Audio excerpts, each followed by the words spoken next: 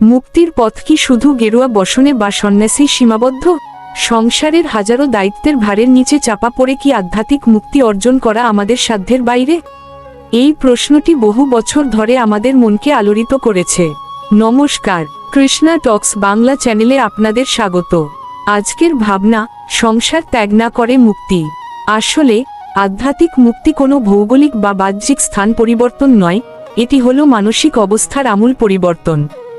মুক্তি মানে জগৎকে এড়িয়ে যাওয়া বা পালিয়ে যাওয়া নয়, বরং আমাদের মনের মধ্যে থাকা জাগতিক আসক্তিগুলিকে নির্মূল করা। সংসার ত্যাগ না করেও যে পূর্ণ মুক্তি সম্ভব, ভগবান শ্রীকৃষ্ণ গীতায় সেই পথকেই কর্মযোগ নামে আমাদের সামনে তুলে ধরেছেন।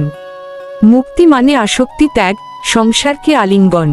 সংসারে বাস করেও মুক্তি লাভ করা কেবল সম্ভব নয়, বরং এটিই বেশিরভাগ মানুষের জন্য নির্দিষ্ট পথ।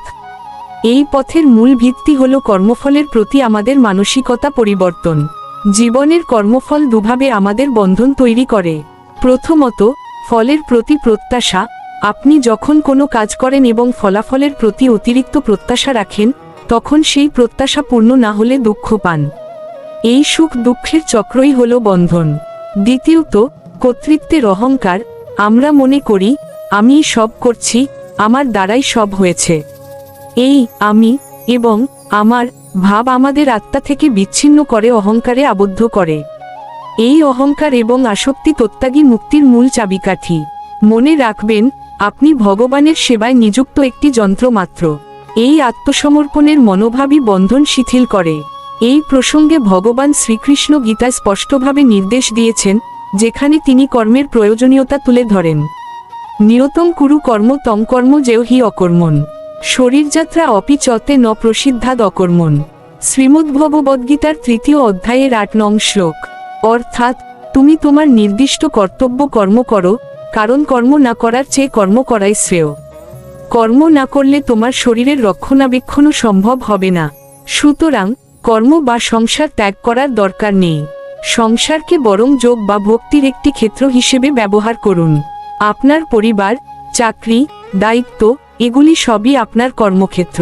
এই কর্মগুলি যদি ভগবানের সন্তুষ্টির জন্য এবং নিষ্কামভাবে করা হয়, তবে তা বন্ধনের কারণ না হয়ে মুক্তির পথে শক্তিশালী সহায়ক হয়। সংসারকে যোগে রূপান্তরের কৌশল। কিন্তু কিভাবে আমাদের সাধারণ কাজগুলি মুক্তির পথে পরিণত হবে? এই রূপান্তরের জন্য প্রয়োজন গভীর সচেতনতা এবং অনুশীলন। প্রথমে, আপনার ওপর অর্পিত দায়িত্বগুলিকে ধর্ম ভক্তির সাথে পালন করুন। আপনার পেশা বা আপনার পারিবারিক কর্তব্য সবই ভগবানের সেবার অংশ। কর্তব্যকে কখনোই বোঝা হিসেবে দেখবেন না, বরং এটি আপনার আধ্যাত্মিক অনুশীলনের সুযোগ। দ্বিতীয়ত, ভোগের মনোভাবকে সম্পূর্ণভাবে ত্যাগ করতে হবে। সংসারের কোনো কিছুকেই আমার বলে মনে করবেন না। যখন আপনি আপনার উপার্জন, আপনার পরিবারকে ভগবানের দেওয়া সম্পদ বা ট্রাস্টিশিপ হিসেবে দেখেন এবং নিজে তার সেবক বা তত্ত্বাবধায়ক হন, তখনই আসক্তি আপনা আপনি দূর হয়। এই মানসিকতা আপনাকে কর্মের ফল থেকে মুক্ত রাখে। তৃতীয়ত, নিয়মিত স্মরণ। কর্মের মাঝেও যেন ভগবানের প্রতি আপনার মনোযোগ বিচ্ছিন্ন না হয়। রান্না করার সময়, অফিসে কাজ করার সময়, এমনকি হাঁটার সময়ও মনে মনে তার নাম জপ করুন। এই নিরন্তর স্মরণ ও অনুশীলন আপনার মনকে জাগতিক আসক্তি থেকে মুক্ত রেখে মুক্তি পথের পথিক করে তুলবে। ভগবান গীতায় 6ষ্ঠ অধ্যায়ের 1 নং শ্লোকে স্পষ্ট বলেছেন, যিনি কর্মফল ত্যাগ করে কর্তব্য কর্ম সম্পাদন করেন, তিনিই প্রকৃত সন্ন্যাসী এবং যোগী। অতএব, আপনার সংসারই হতে পারে আপনার মুক্তিলাভের প্রথম সোপান। এই গভীর জ্ঞান এবং তত্ত্ব জিজ্ঞাসার পথে আমাদের আলোচনা শুনতে কৃষ্ণা টক্স বাংলা চ্যানেলে প্রতিদিন রাত 8টায় আপনাদের উপস্থিতি একান্ত কাম্য। আমাদের এই আলোচনাগুলি আপনার জীবনে আধ্যাত্মিক আলো এনে দিক, এই প্রার্থনা। আলোচনাটি ভালো লাগলে উৎসাহ দিতে ভিডিওটিতে একটি লাইক দিন। এটি আমাদের আরও ভালো কাজ করতে অনুপ্রেরণা যোগায়। জীবনের মূল উদ্দেশ্য তত্ত্ব জিজ্ঞাসা।